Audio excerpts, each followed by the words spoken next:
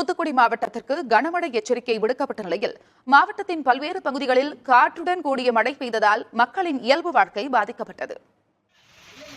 தூத்துக்குடி மாவட்டத்தில் வரும் 19ஆம் தேதி வரை கனமழை பொழியும் என எச்சரிக்கை விடுக்கப்பட்டுள்ள நிலையில் நேற்று இரவு மாநகரின் பல்வேறு பகுதிகளில் விட்டு மழை பொழிந்தது.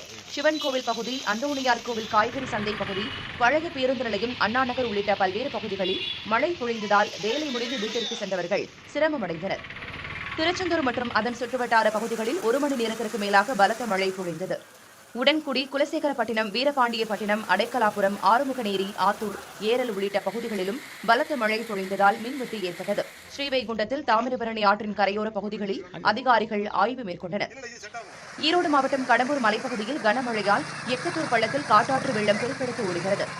கடலூர் மாவட்டம் திட்டக்குடியில் கனமழை காரணமாக பேருந்து நிலையத்தில் மழை நீருடன் கழிவுநீர் கலந்து குளம் போல தேங்கி நின்றதால் பயணிகள் அவதியடைந்தனர்.